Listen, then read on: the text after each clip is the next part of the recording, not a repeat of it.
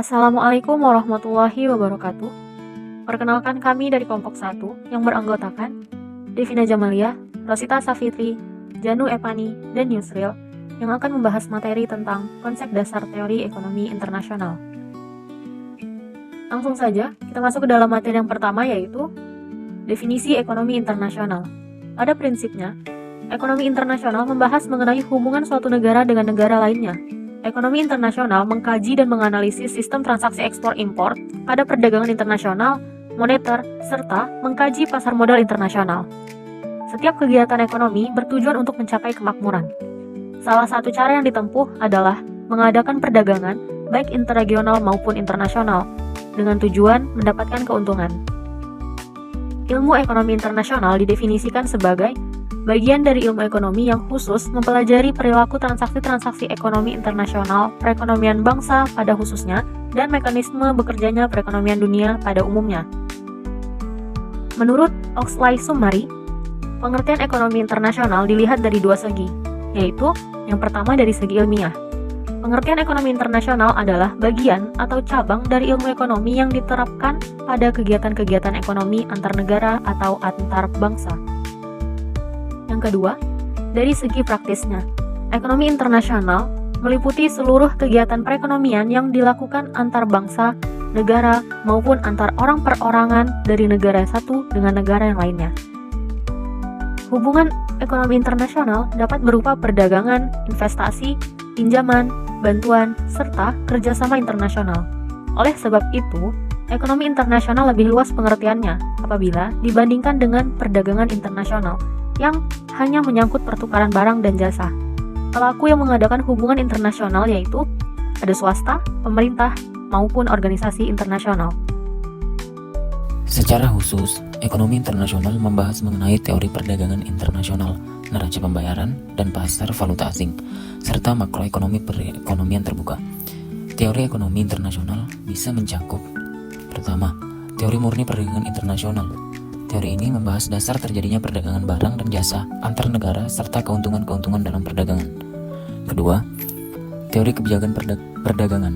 Teori ini mempelajari alasan dan akibat timbulnya pembatasan terhadap arus bebas perdagangan. Ketiga, neraca pembayaran. Neraca pembayaran mencatat pembayaran agregat atau total kepada negara lain dan penerima agregat dari negara lain di dunia. Hal ini mengenai pertukaran kurs suatu negara dengan negara lain.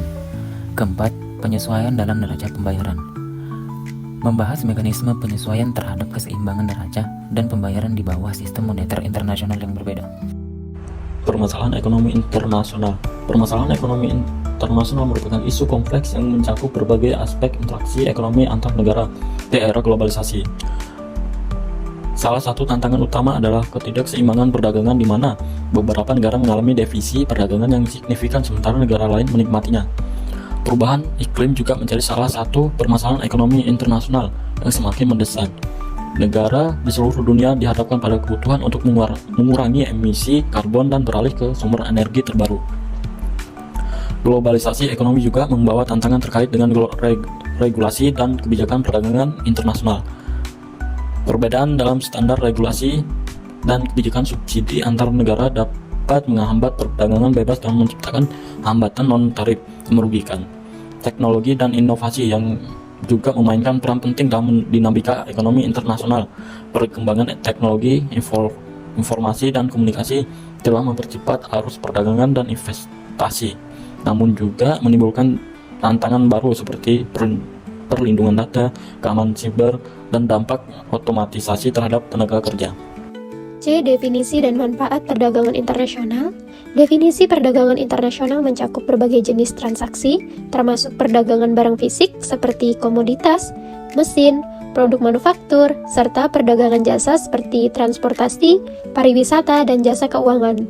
Perdagangan internasional juga melibatkan pertukaran modal seperti investasi, penanaman modal asing, atau foreign direct investment atau FDI, dan pinjaman internasional. Selanjutnya yaitu manfaat dari perdagangan internasional. Yang pertama, membentuk hubungan persahabatan antar negara.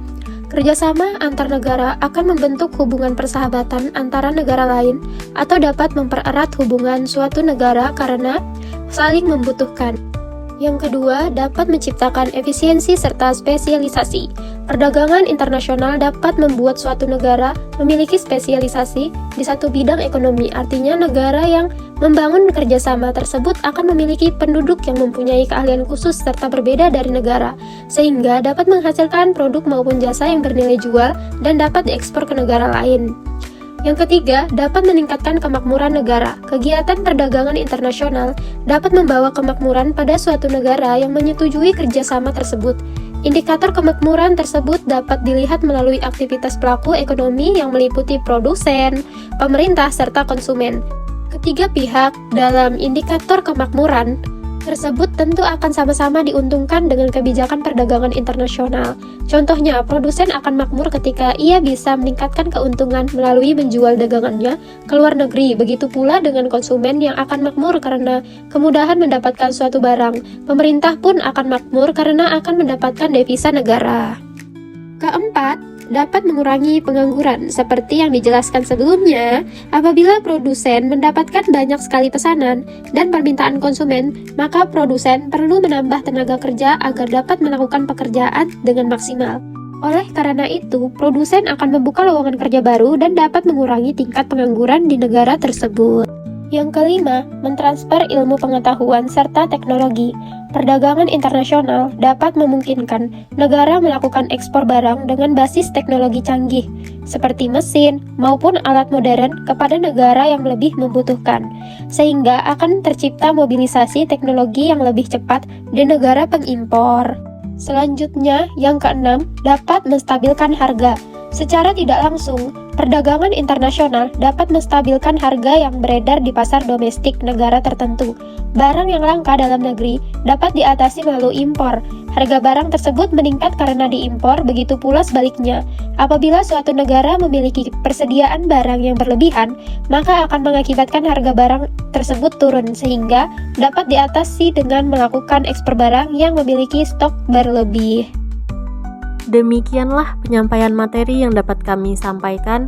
Kurang dan lebihnya mohon dimaafkan. Wassalamualaikum warahmatullahi wabarakatuh.